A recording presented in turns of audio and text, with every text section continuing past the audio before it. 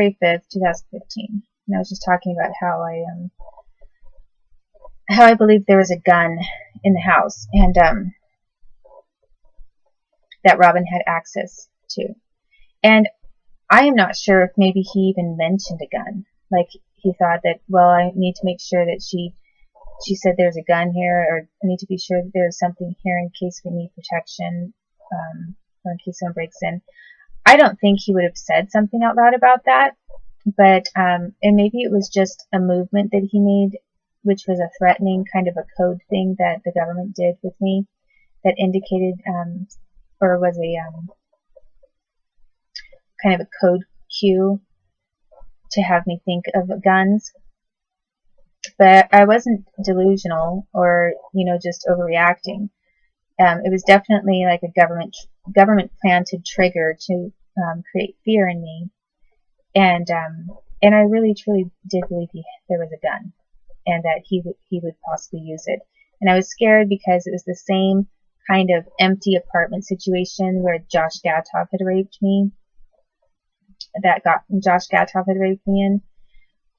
Except with Josh, I never once thought about a gun because I didn't see any evidence of a gun anywhere, or think of that.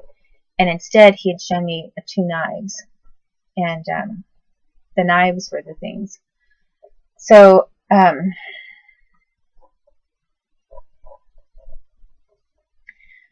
basically, I was pressured under those conditions and in my state to say, yes, yes, yes, like a robot, and with my eyes closed the entire time. And I was scared. I was scared to even look at him. And I think I thought maybe if I just keep my eyes closed, he'll go away. And then he raped me. And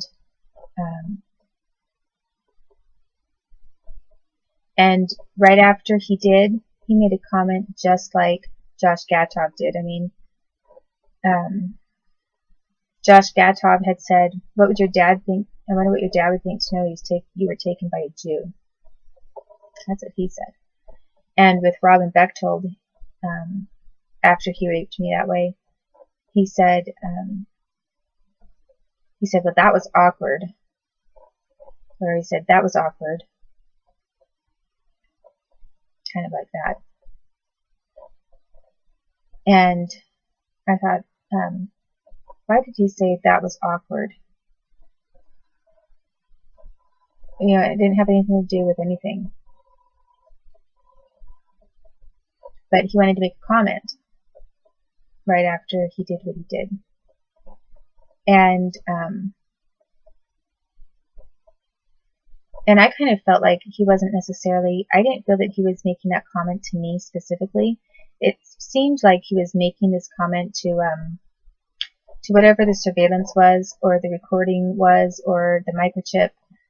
That, I do have something that's implanted in my ear that,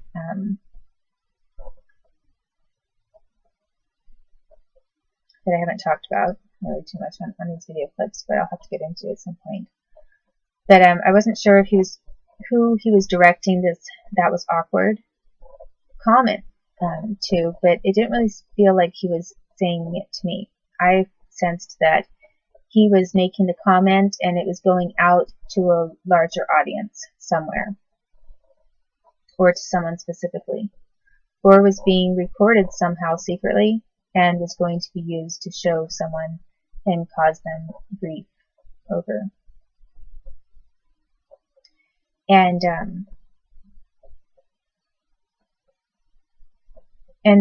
I don't remember anything after that. I just remember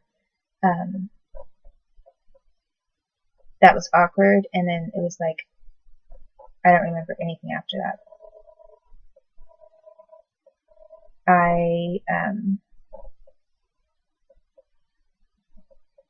I think I passed out. Because it was just, the next thing that I remember is just everything is black. Like, I don't remember anything. And, I mean, so,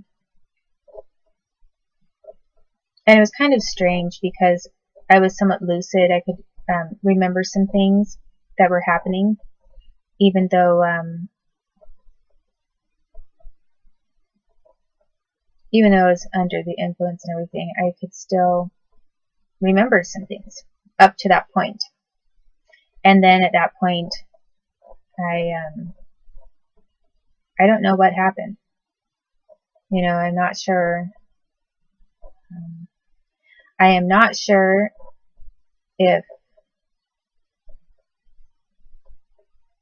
I was given some other kind of drug,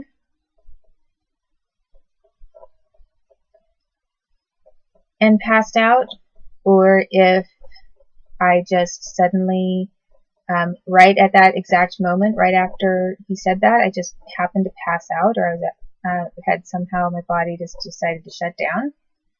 I have no idea what happened, but I was out.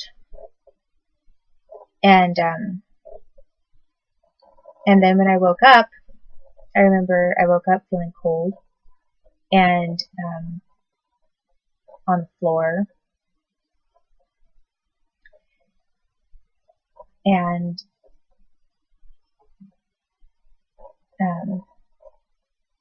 as soon as I woke up, I wanted to get out of there. And I tried to pretend like nothing had happened. I just tried to pretend like I didn't remember anything. And I felt really sick.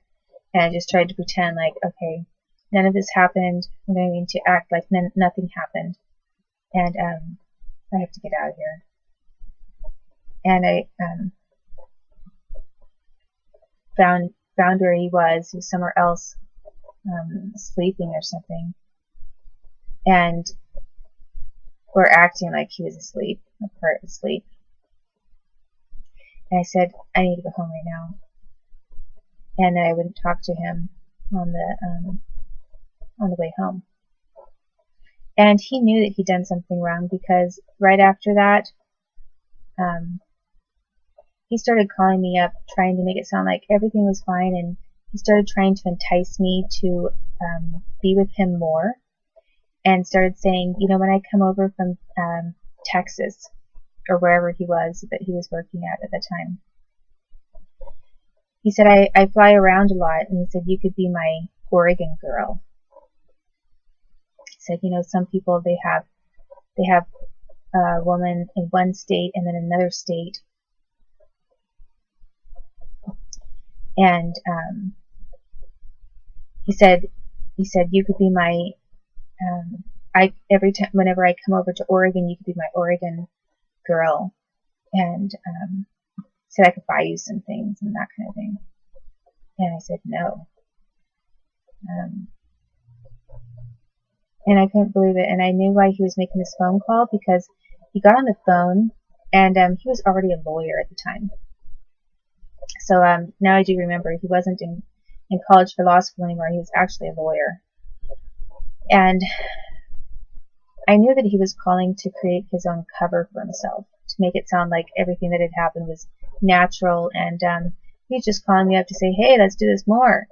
Like, as if, this was just something that happened and maybe I'd be interested.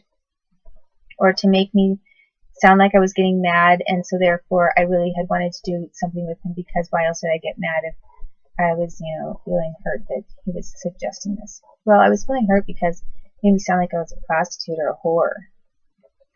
And besides that, he had raped me, and I was trying to catch him. In the phone conversation, I actually was recording it. And he didn't know that. At least I don't think he knew that, unless my house was bugged or I had a hidden camera and someone knew, or someone told him. Because, so much of this is government. Who knows what was going on in my house at the time. But I did try to catch him. I thought, I think I can get him to admit what he did. And this was before I reported him, or Josh Gatop to a cop in Portland, Oregon. And anyway, I just thought, I thought that I could do it. And instead, he called up and he tried to get it to go a different way, and then started emailing me a flurry of emails. And then when I one time accidentally wrote something that sounded like wrong, even though I just worded it wrong, but I didn't mean for it to sound the way that it sounded, like without explaining, I knew that he thought, aha, now I have my alibi. It makes it look like she did this on her own or whatever. Or like she's mad, and so therefore she likes me and is just acting because of that, or feeling rejected, or I don't remember what it was. But I knew from a legal standpoint, I knew exactly what he was after, and I knew the moment that he got it, he thought he got it, he got his cover, and sure enough, he did not call one time after that. He did not email once after that. He had secured what he wanted, I think in writing from an email, that made it sound like he kind of led me into saying something, but then I said it the wrong way. And I knew it. And so I was trying to clarify that. But no, he got it. He got what he wanted. And then after that, no more phone calls from him at all, even though he's been calling all the time, or trying to call all the time, and no more emails from him at all. So I knew that he was trying to work this legal angle against me because he was worried that he was going to get in trouble for raping me. There is no question whatsoever. There's no doubt in my mind that he knew the entire time that he had raped me. I have no doubts. It's not like I would feel sort of bad. I would feel very bad if I thought, okay, I have a lot of history behind me and I'm traumatized and I brought all of my own garbage into that situation and he just had no idea. I would feel very bad accusing someone if they're actually innocent and had no and didn't realize what they were doing. But that's not the case with Robin. He knew exactly what he was doing, and it was a premeditated rape. And I believe that he and Erica Ballinger, with their whole switching up the who's driving me home thing, I think that she was definitely part of that and in on it. And she had been involved in having me raped at her house and held hostage when I was younger, and her family was involved in those kinds of things. So there's no reason for me to think that they hadn't coordinated that specifically. Also, this was not the first time that Robin had raped me. This was the second time Robin raped me. And the first time he raped me, he had used all of the government triggers and words and codes and things that they had used for a different form of rape on me when I was a kid, which they had rehearsed over and over and over.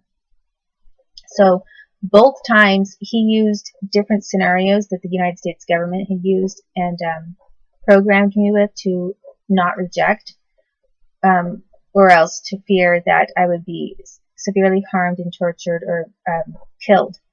And I did have a fear of being killed, and it wasn't an irrational fear. I wasn't paranoid, and I wasn't hallucinating or delusional to think that there was a gun in the house. I really did have a good reason to think there was a gun in the house, and that Robin had access to a gun.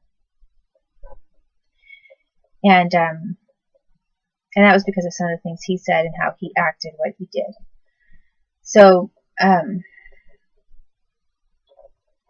so I have, so as bad as I would feel, as anyone should feel for someone who would get wrongly accused of being deliberate when maybe they were not deliberate, that is not the case with Robin Bechtold. He is methodical. He is deliberate. He knew exactly what he was doing. He had thought it out and planned it prior to what he did, and then he carried it out. And it wasn't a one-time thing for him. And then he even carried out his cover that he wanted to use after the fact. And then once he got his cover, he never called me again. The next time that I got a call from Robin, he was trying to trap me and to make me sound like I would sell drugs to him.